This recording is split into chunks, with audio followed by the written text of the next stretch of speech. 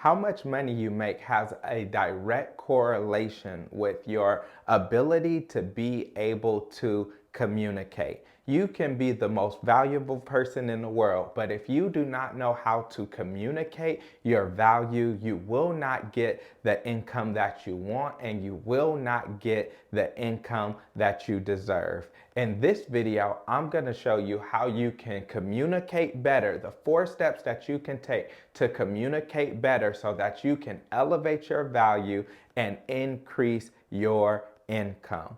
When it comes to communication, the reason it's important is because this is where everything starts. When you put in that resume, you're communicating something even before you meet the people. You go into that job interview, and it's how well you communicate that determines a lot of times whether or not you get the job. You are going for a promotion and they interview you. It's just about how you communicate versus how the other person in the other room communicates. And are you able to do it effectively? You have this great product that you want people to buy, or you provide the greatest service, but if you do not know how to communicate that well, you will have a challenge with succeeding. Some people are perfect for the job. Some people have the best product. Some people are able to provide an incredible service, but they do not know how to communicate it. And because they can't communicate and they're wondering, why am I so gifted and so skilled, but I don't have the opportunities? Why is it that I have this great product, this great service, but I don't have this opportunity? Why is it that I can see these great things, but I don't have these opportunities? It's because you don't know how to communicate effectively, and that's perfectly fine. Many people think that they know how to communicate because they know how to talk. But the question is not, do you know how to talk? The question is, do you know how to talk in a way that others will understand? And so the first thing that you need to understand with communication is how to listen.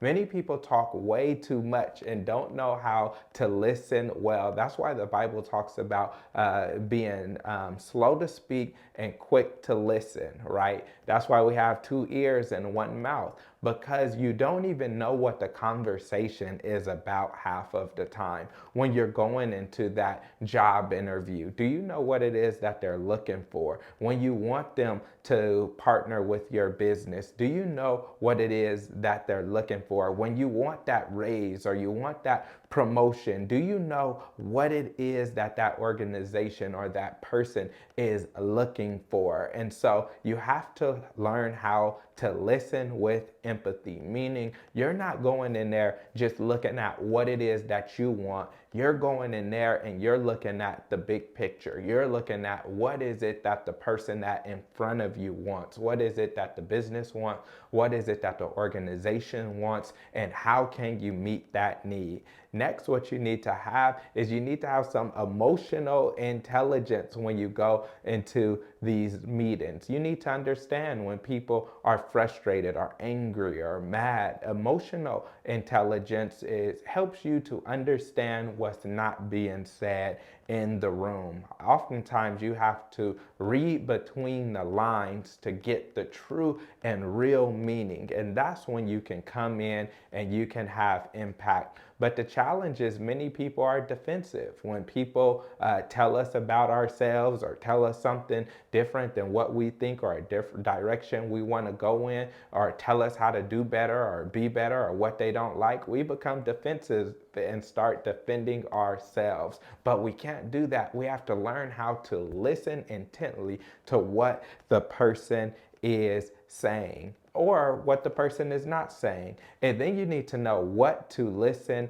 for, right? And so the first thing you need to do is you need to actively listen to what the person is saying, not just trying to formulate your own opinion or try to figure out how you're going to say what you want to say and get your point across and think about what your you want to talk about while they're speaking. You have to actively listen to them. And then you have to ask great questions. Many people are trying to find out how to have the best answers, but you can't find the answers because you don't know how to ask a great question. I've taught hundreds and hundreds of classes, and I found out in the classes that I taught, what's better than actually going and providing a great answer is to ask a great question. And when you ask a great question, it will lead you to a great answer. After that, what you need to do is you need to clarify. When someone tells you something, you need to clarify what they said. Don't just assume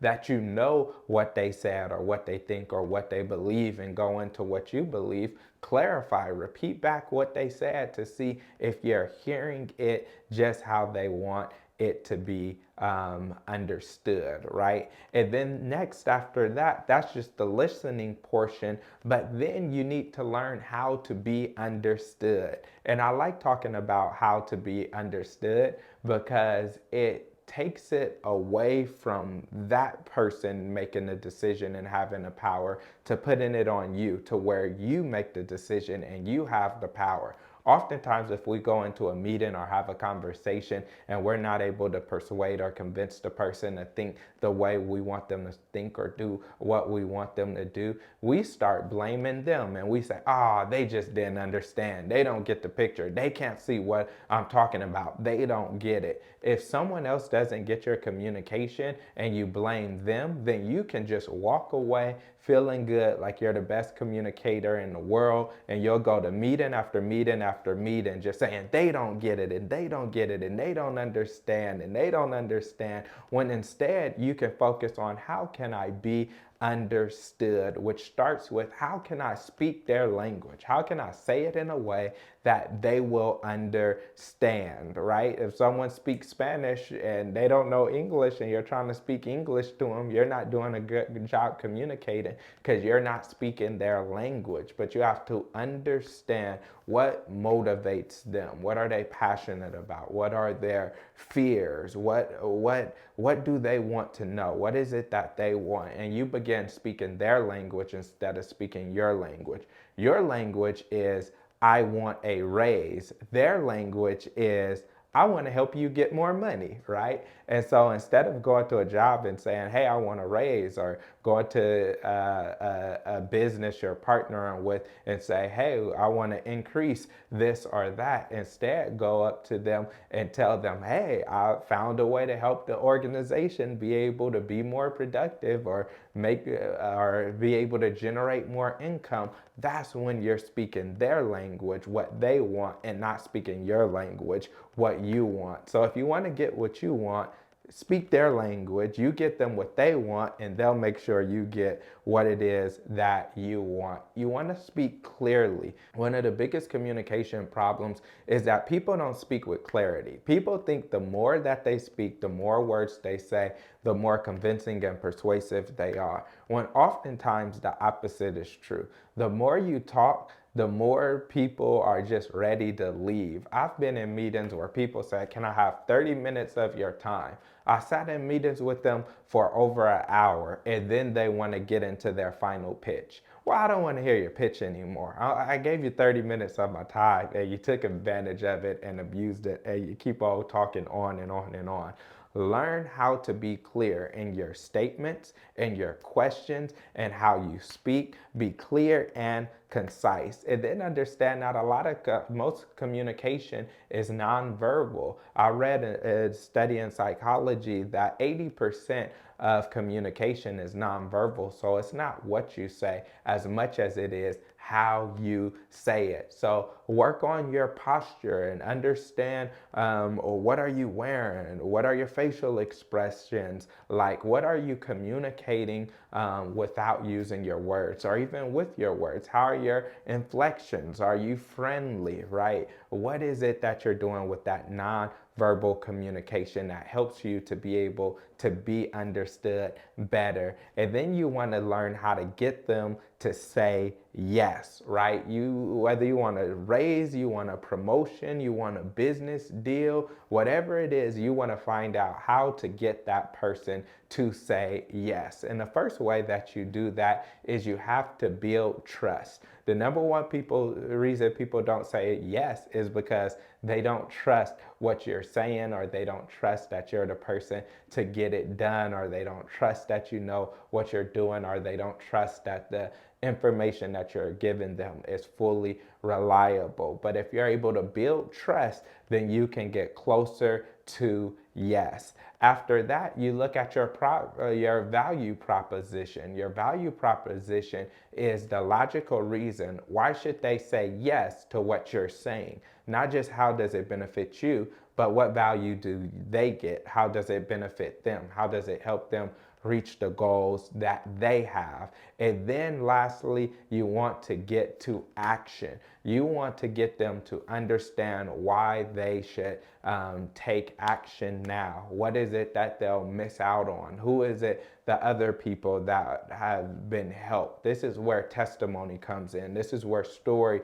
comes in, which is that last persuasive piece to get them to yes. So if you enjoy this video, then I've made separate videos on how to listen, what to listen for, how to be understood, and how to get them to say yes. So click on this next video, which is all about how to listen, where I go deeper into this information.